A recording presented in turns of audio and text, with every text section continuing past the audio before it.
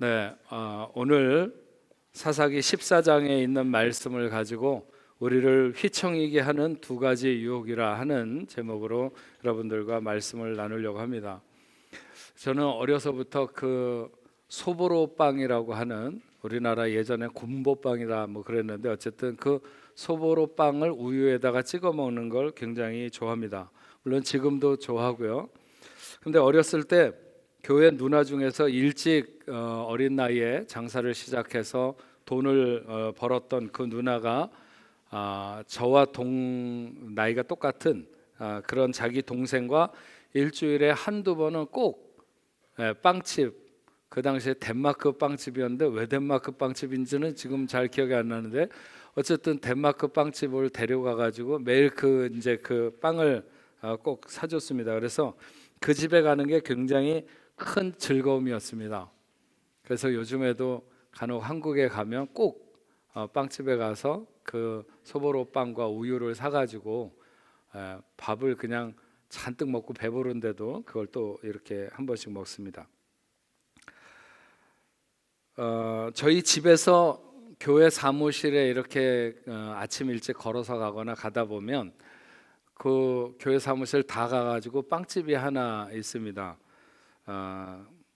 그러면은 통상 그 크루아상이나 뺑오쇼콜라나 이것을 사가지고 가서 이렇게 커피와 아침에 이렇게 먹는 게 굉장히 즐거움인데 제가 빵을 살 때마다 그 늘 저를 망설이게 하는 게 크루아상을 살까 크루아상 의자먹든가 하는 그 크루아상에다가 이렇게 막 입힌 거 있잖아요. 곰보빵처럼 이렇게 그 아몬드를 위에다 입히고 그런 그것 중에서 이렇게 유혹을 받다가 항상 그 빵을 삽니다. 조금 비싸기는 한데 근데 사실 이 크루아상 아몬드는 사실 그날 만드는 빵이 아니고 그 전날 만들었다가 남는 것을 가지고 그 크림을 덧입혀 가지고 다시 굽는 거기 때문에 사실 그렇게 신선한 걸로 따지면 어제 것을 오늘 다시 먹는 거겠죠. 그럼에도 불구하고 늘 유혹을 받는 것은 그게 이렇게 제가 어려서 먹던 그 소보로 빵과 비슷한 것도 있고 근원적으로 따지자면 그것이 주는 달콤함, 아마 설탕이 엄청 들어갔을 거예요. 그 빵에.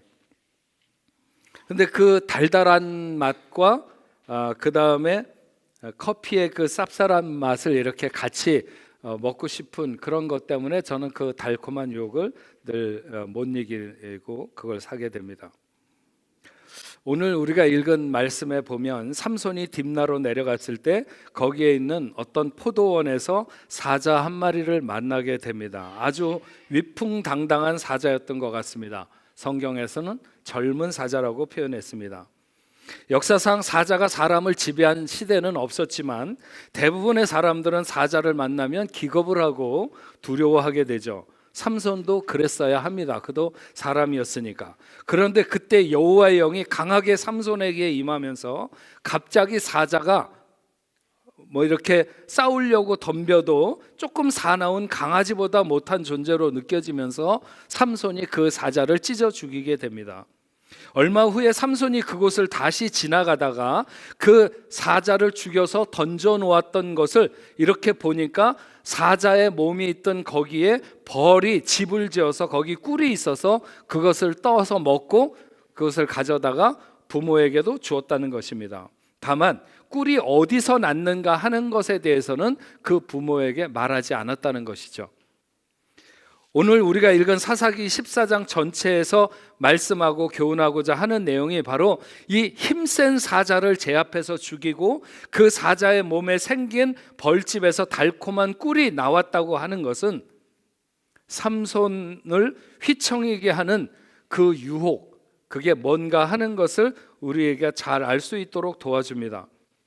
지난 시간에 우리가 이 사사기 13장 말씀을 살펴볼 때 삼손의 부모였던 마노아 부부가 어떻게 삼손을 갖게 되었고 삼손을 가졌을 때 어떤 태도를 취했는가를 살펴보면서 그들의 태도는 정당하고 아름다웠다. 만약 우리에게도 그런 순간이 온다면 그 전에 살펴봤던 입다와 같은 그런 그 성급하고 하나님을 앞서는 그런 태도를 갖지 말고 하나님 앞에 하나님의 뜻을 천천히 물어가면서 하나님의 뜻이 우리 안에 온전히 이루어지기를 소망하는 삶이 돼야 된다라고 하는 말씀을 우리가 들었습니다. 그렇게 부모의 신중한 자세를 통해서 세상에 태어난 아들이 바로 삼손이었고 그는 나실인이었습니다. 그런데 오늘 말씀은 그의 인생이 어떻게 흘러갈 것인가 하는 것을 보여주는 마치 예고편처럼 그렇게 나타나 있습니다. 14장 1절 말씀을 보면 삼손이 딥나에 내려가서 거기에서 블레셋 사람의 딸들 중에 한 여자를 보고 이렇게 기록합니다. 분명히 그의 부모는 그에게 네가 나실인이라고 하는 것을 잊어서는 안 된다고 하는 것을 인지시키면서 키웠을 것입니다. 그럼에도 불구하고 삼손이 그렇게 블레셋 사람의 딸을 구하는 것은 이스라엘 사람들이 당시에 블레셋 사람들과 통혼하는 것이 그렇게 엄격하게 금지되고 있는 때는 아니었던 것 같습니다. 금지는 항상 됐지만 그것이 풀어졌다가 뭐 이렇게 했다 느슨해졌다 그러는데 아마도 이때는 굉장히 느슨했던 때였던 것 같습니다. 그래도 3절 말씀을 보면 그의 부모가 그에게 이르되 내 형제의 딸들 중에나 내 백성 중에 어찌 여자가 없어서 네가 할례받지 아니한 블레셋 사람에게 가서 아내를 맞으려 하느냐 하니 삼손이 그 아버지에게 이르되 내가 그 여자를 좋아하오니 나를 위하여 그 여자를 데려오소서 하니라. 그러니까 통상적으로 사회적 분위기는 블레셋 사람이랑 결혼을 해도 그렇게 난리를 칠 만한 상황은 아니지만 그래도 너는 나실인이고 아무리 그래도 유대인 중에 부인을 고르는 것이 좋지 않겠느냐 하는 것이 부모의 뜻입니다. 하지만 삼손은 그 부모의 말이 귀에 들어오지 않았습니다. 그리고 여기 블레셋 사람의 딸들 중에 한 여자를 보고 할 때 이 여자라고 하는 히브리어의 단어는 그녀가 처녀이기보다는 이미 한 번 결혼을 했다가 실패를 하거나 그래서 과부가 됐든지 이혼한 여인이었든지 하는 것을 그 단어가 나타냅니다. 나실인에게는 여러 가지가 정당하지 않은 것이죠. 그런데 우리가 4절 말씀 때문에 이 말씀을 읽으면서 좀 혼란스러울 수 있습니다. 4절을 보면 그때 블레셋 사람이 이스라엘을 다스린 까닭에 삼손이 틈을 타서 블레셋 사람을 치려 함이었으나 그의 부모는 이 일이 여호와께로부터 나온 것인 줄을 알지 못함이었더라. 얼른 우리가 이 성경을 읽으면서 문장을 이해하면 삼손이 그렇게 블레셋 여인과 결혼을 하려고 하는 것은 블레셋을 물리치려고 하는 의도가 있었던 것이고 그것은 여호와 하나님이 이루려고 하시는 일이었다, 이렇게 생각하기 쉽죠. 하나님이 삼손을 통해서 블레셋 사람들을 손보려고 하는 것은 분명했습니다. 그리고 삼손이 자기가 블레셋 여인과 결혼을 하게 되면서 블레셋을 치려고 하는 의도가 있었다고도 볼 수 있습니다. 하지만 그렇다고 하나님이 나실인으로 그토록 구별해야 된다고 그 부모에게조차 말했던 삼손을 블레셋 여인과 결혼하게 하시고 더구나 한 번 결혼한 적이 있는 여인과 하라고 하는 것은 아닙니다. 결혼에 대한 생각은 그 부모의 생각이 더 옳습니다. 하나님은 어떤 일을 수단과 방법을 가리지 않고라도 일단 이루면 된다고 하는 것은 하나님의 방식이 결코 아닙니다. 자식 이기는 부모 없다고 삼손의 부모는 딥나로 내려가게 됩니다. 삼손이 보아둔 여인을 만나보고 혼사를 결정짓기 위해서인 것이죠. 이렇게 오고 가는 일에 있었던 일이 바로 앞에서 얘기했던 사자가 갑자기 나오게 되고 삼손이 그것을 죽이고 얼마 후에 그곳을 다시 지나가다가 보니까 죽은 사자가 있는 그곳에 벌집이 있고 꿀을 잔뜩 모아두어서 삼손이 그것을 떠서 먹고 그것을 떠다가 부모에게도 주었다고 하는 것입니다. 그리고 삼손은 그곳 딥나에 내려가서 거기 있는 친구들, 신부의 친구들이나 거기서 만난 친구들을 위해서 잔치를 베푸는 관습을 따라 잔치를 베풀게 됩니다. 그리고 거기에서 수수께끼 하나를 내게 되죠. 만약 삼손이 내는 수수께끼를 풀면 그 사람들에게 베옷 30벌과 겉옷 30벌을 주겠다고 하는 것이고, 만약 풀지 못하면 너희가 나한테 줘야 되는데 너희가 그것을 하겠느냐 이렇게 물었더니 그 사람들이 우리가 하겠다 이래가지고 수수께끼를 내게 됩니다. 수수께끼는 먹는 자에게서 먹는 것이 나오고 강한 자에게서 단 것이 나왔는데 이것이 무엇이겠느냐 하는 것이었습니다. 그들은 시간이 지나가는데 풀지 못했습니다. 그러다가 그들은 삼손의 부인이 될 여자에게 네가 어떻게 해서든지 내 남편이 될 일을 꾀어서 수수께끼의 답이 무엇인지 알아내라. 그렇지 않으면 네가 이런 잔치를 베풀어서 결국 우리의 소유를 빼앗으려고 하는 것이 아니겠느냐 이렇게 얘기를 합니다. 삼손의 아내가 될 여인은 날마다 삼손에게 졸랐습니다. 그러나 삼손은 우리 부모에게도 안 가르쳐 준 것이라고 하면서 가르쳐 주지 않았습니다. 답을 말해야 되는 날이 가까이 오고 삼손의 아내 될 여인은 울면서 매달리게 되죠. 사랑해서 결혼한다고 하면서 그것도 알려주지 않는 것이 말이 되느냐 하면서 끈질기게 조를 때 결국 삼손은 여인에게 수수께끼의 답을 얘기해 줍니다. 그리고 그 여인은 바로 자기 성읍 사람들에게 그 답이 뭐라고 하는 것을 얘기해 주게 되죠. 그래서 그 답을 이야기해야 되는 7일의 기간, 7일 이내에 답을 얘기해야 되는데 그것을 얼마 안 남겨두고 답을 말하게 됩니다. 무엇이 꿀보다 달겠으며 무엇이 사자보다 강하겠느냐. 그때 삼손은 그 사람들이 결국 자기의 부인을 꼬드겨서 답을 알아냈다고 하는 것을 깨닫죠. 사실은 그 전부터 자기 부인이 알려달라고 그럴 때도 그것이 새 나가서 결국 답을 얘기할까 봐 알려주지 않았던 것인데 자기가 생각했던 게 맞은 거예요. 삼손은 약속을 했고 그래서 아스글론이라고 하는 곳에 가서 30명의 사람을 쳐서 죽이고 그 사람들에게 그 베옷과 속옷을 뺏어다가 수수께끼에 약속한 사람들에게 주게 됩니다. 그리고 화가 나서 씩씩거리며 부모의 집으로 돌아가게 되고 삼손의 아내가 되어야 됐던 여인은 삼손의 다른 친구들, 그러니까 그 블레셋에서 만났던 그 친구들에게 그 젊은이들에게 주어졌다 이렇게 성경은 기록하고 있습니다. 우리는 오늘 이 딥나의 여인과 삼손의 관계에서 얽힌 이야기 속에서 삼손의 미래가 엿보이게 되는 것을 알 수 있습니다.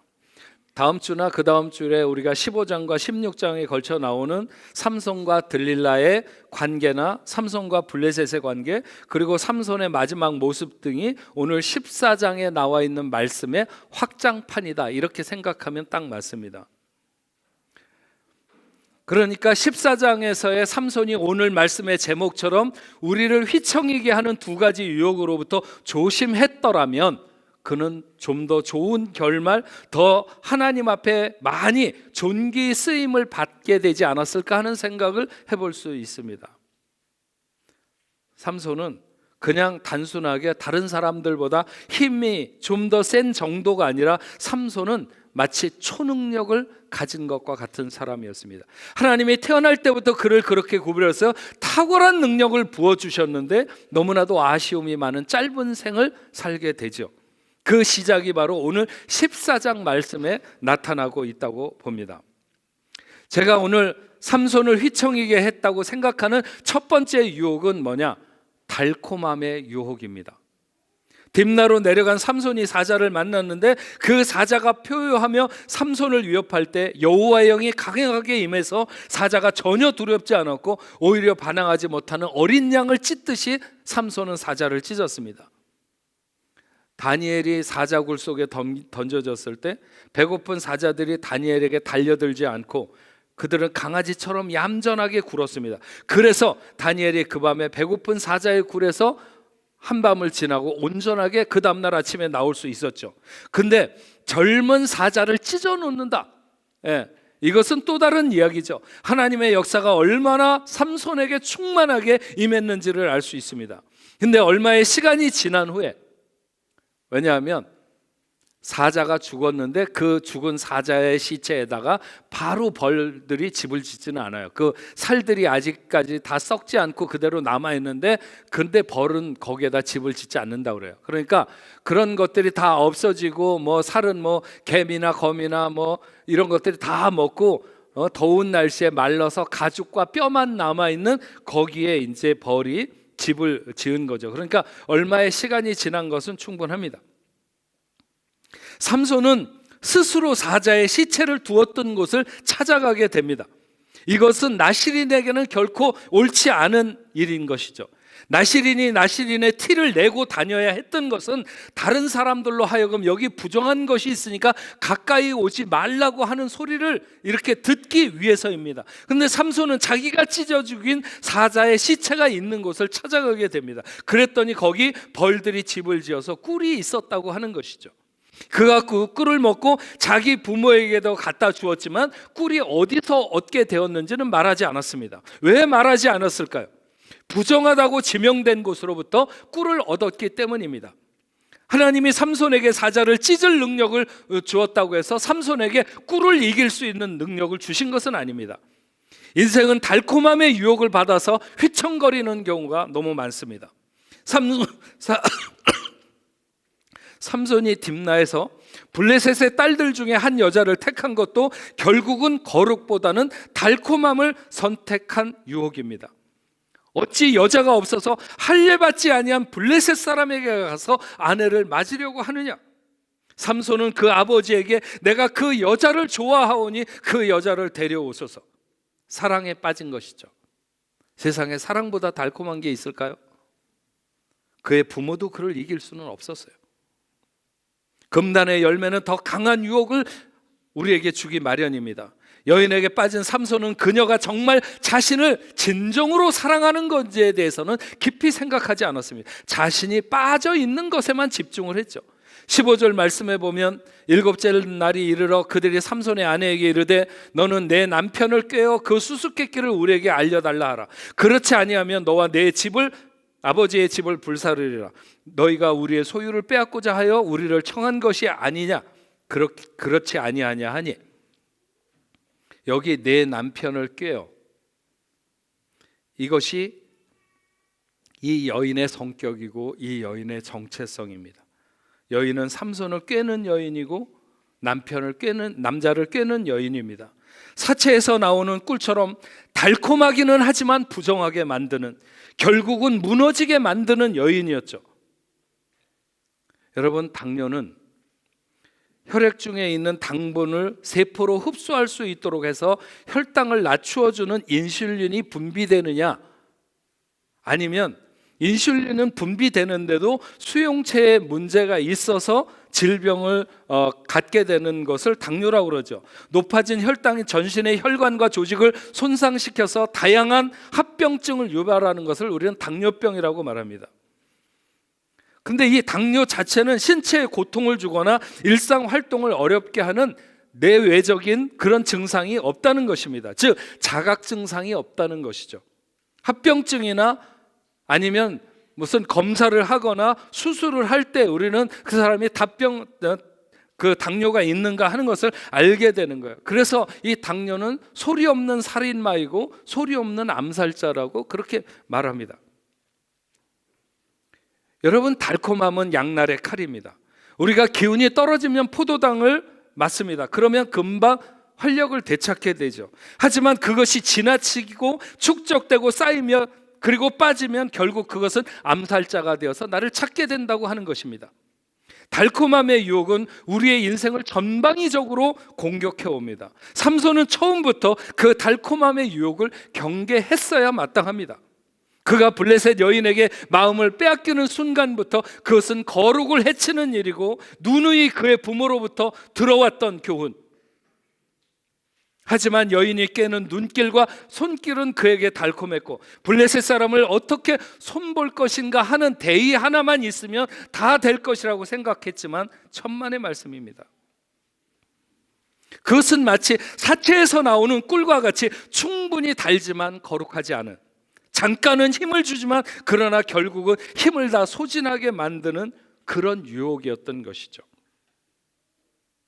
두 번째 삼손을 휘청이게 하는 유혹은 집요함입니다. 집요함. 삼손이 그들에게 수수께끼를 낼 때부터 그 성읍의 사람들은 삼손의 아내가 될 여인에게 네가 그 답을 알아내라고 이렇게 닥달하기 시작합니다. 삼손의 아내가 될 여인은 삼손에게 알려달라고 답이 뭐냐고 물었습니다. 그러나 삼손은 알려줄 마음이 없었습니다. 부모에게도 알려주지 않았다고 하면서 이야기 못 해준다는 것이죠.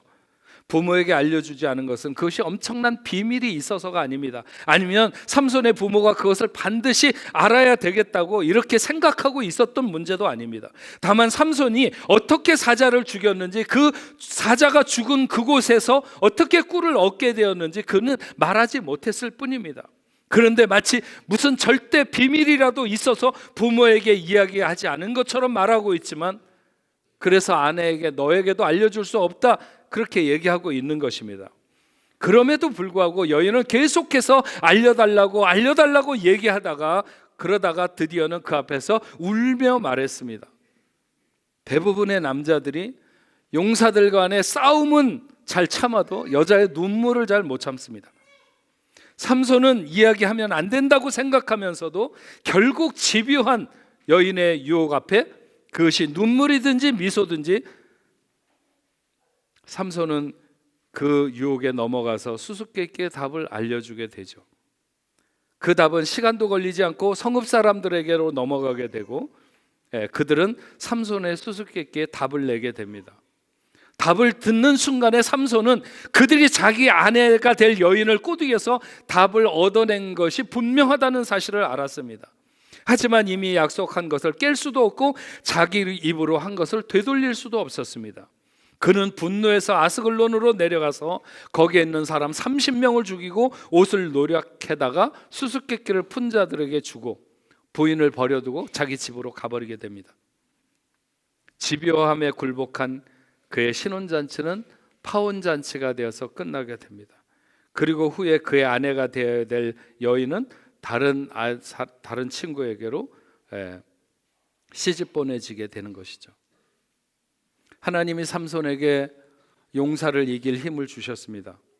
그러나 그가 간과하지 말았어야 하는 것은 여인을 이길 힘도 주신 것은 아닙니다. 조심했어야 되는 거죠. 삼손은 자기의 아내 될 여인에게 답을 줄 수도 있고 자기가 알려줄 수도 있고 안 알려줄 수도 있기 때문에 그 문제를 전적으로 자기의 결정에 의한 것이라고 쉽게 생각했을지도 모릅니다. 하지만 우리는 여인의 집요한 요구를 끝까지 과연 이길 수 있는가 하는 것에 방심하면 안 된다고 하는 것입니다. 결국 이런 똑같은 올무에 걸려서 삼손은 치욕과 죽음으로 내몰리게 됩니다. 결과론적이지만 똑같은 한 치의 오차도 없이 유사한 문제에 걸려서 삼손은 비극을 맞닥뜨리게 되는 것입니다. 지난주에 오셔서 말씀하셨던 그 목사님 말씀 중에 그런 게 있었습니다. 우리가 인내를 하되 끝까지 인내하지 못한 문제는 항상 우리를 따라다닌다는 것입니다. 결국은 이겨야, 인내를 완성해야 그 문제가 끝난다고 하는 것입니다. 삼손은 여인에게 안 된다고 했습니다. 그것은 부모에게도 알려줄 수 없는 문제야. 그런데 여인의 요구는 보다 집요했고 눈물까지 동원하면서 사랑하는 게 맞느냐, 그것도 알려주지 않는 사람과 내가 어떻게 결혼하고 인생을 맡기겠느냐. 그래도 이야기 안 해야 한다고 판단했으면 하지 말았어야죠. 분명히 자신이 말하면 그것이 블레셋 사람들에게 넘어갈 것을 예상하고 있었습니다. 그래서 알려주지 않으려고 했던 것인데 삼손은 여인의 집요함에 더 굳게 거절을 했어야 마땅합니다.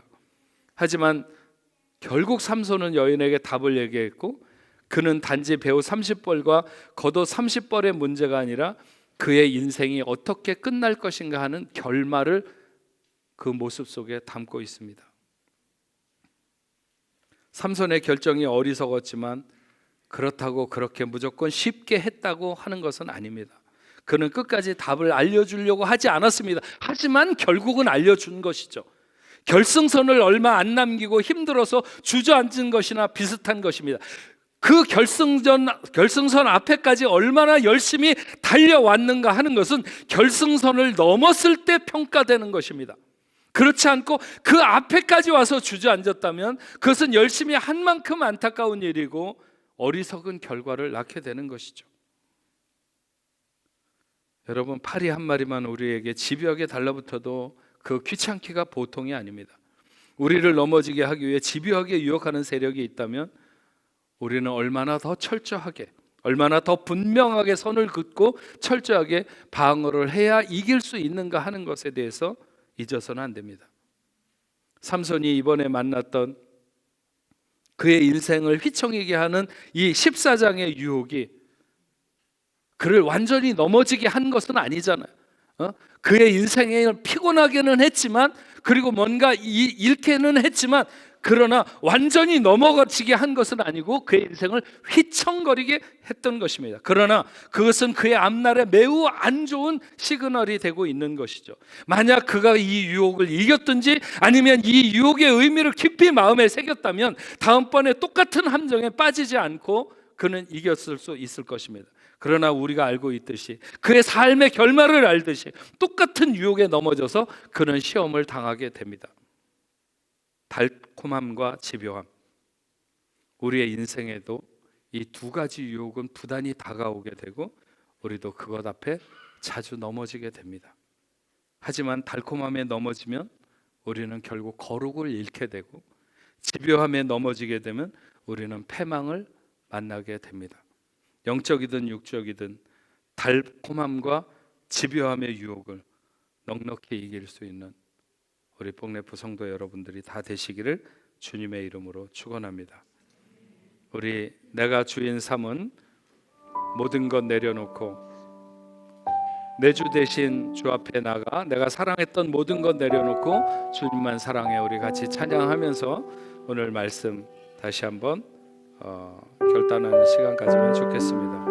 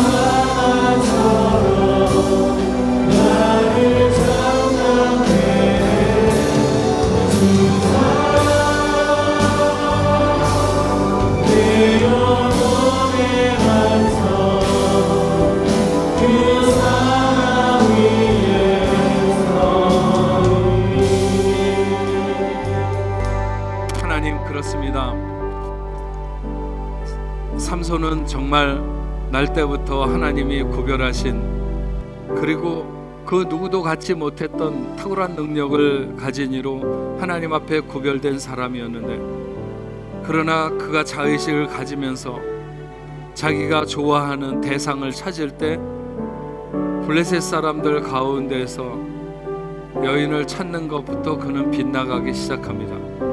그것은 마치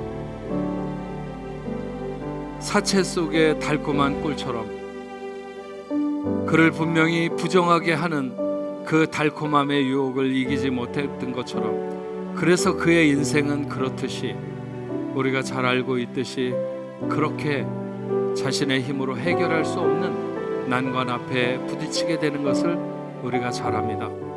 하나님, 우리가 걸어가는 삶의 여정에도 얼마나 이 달콤한 유혹이 많은지 모릅니다.